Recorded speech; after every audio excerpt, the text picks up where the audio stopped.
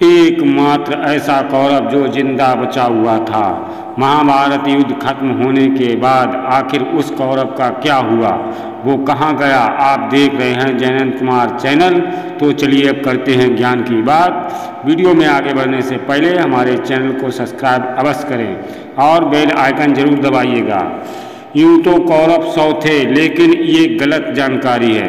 दरअसल कौरव 101 थे और 100 कौरवों का खात्मा महाभारत युद्ध के दौरान हो चुका था। लेकिन एक ऐसा भी कौरव था जिसने अपना पल्ला यानी उसने अपना पक्ष बदल दिया। उसने कौरवों के तरफ से नहीं बल्कि पांडवों की तरफ से युद्ध लड़ा था। हम बात कर रहे हैं धृतराष्ट्र और एक दासी पुत्र युयुत्सुफ के बारे में। युयुत्सुफ महाभारत के युद्ध के अंत में बचे हुए 18 योद्धाओं में से एक थे। उनके पिता धृतराष्ट्र थे, किंतु माता गांधारी नहीं बल्कि एक दासी थी जिसका नाम सौकी था। जब युयुत्सुफ का जन्म हुआ तो वह देखने से ही अत्यंत बलवान लगता था और इसी कारण उसका नाम युयुत्सु यानी कि योद्धा रखा गया। वह दुर्योधन से छोटा और दुशासन से बड़ा था। महात्मा विदुर की भांति उसने भी जीवन भर राजपुत्र होकर भी दासी पुत्र के होने का दंश झेला। हालांकि उन्हीं की भांति उसका महत्व भी हस्तिनापुर में बहुत था। अन्य सभासदों के लिए भी वह एक राजपुत्र ही था। महाभारत के युद्ध के बाद वही एक इकलौता ऐसा कौरव था जो जीवित बचा था और उसी ने धृतराष्ट्र गांधारी की मृत्यु के बाद उन्हें मुक्ताग्नि दी थी।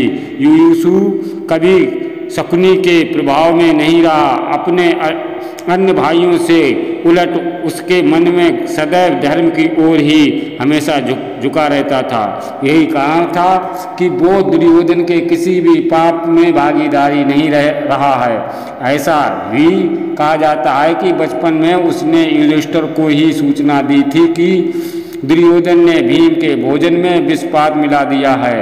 आपको एक और जानकारी दें दोस्तों, युधिष्ठिर सभी कौरवों में सबसे ज़्यादा युयुत्सु को ही मानते थे और उसे ही पसंद करते थे।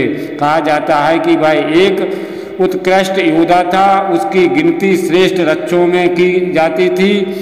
जब महाभारत का युद्ध ढल गया तो ना चाहते हुए भी उसे कौरवों के पक्ष से युद्ध लड़ना पड़ा। लेकिन युद्ध आरंभ होने से ठीक पहले ही युधिष्ठिर के कहने पर उसने कौरवों का पक्ष छोड़कर पांडवों के पक्ष में शामिल होना बेहतर समझा। युधिष्ठिर जानते थे कि इस युद्ध में धृतराष्ट्र के सभी पुत्रों का नाश हो जाएगा। इसीलिए उसने सबसे प्रिय युयुत्सु को कभी भी सीधे युद्ध में भाग नहीं लेने दिया। उन्होंने युयुत्सु को पांडवों सेना के अस्त्र रसद आपूर्ति के लिए कठिन जिम्मेदारी सौंपी, जिसे उसने बखूबी निभाया। जब महाभारत का युद्ध खत्म हुआ, महाभारत युद्ध के पश्चात जब कौरवों की पत्नियां और अन्य स्त्रियां भी विलाप कर रही थीं और भीम के भय से राजमहल में सभी भय से सख्त थे,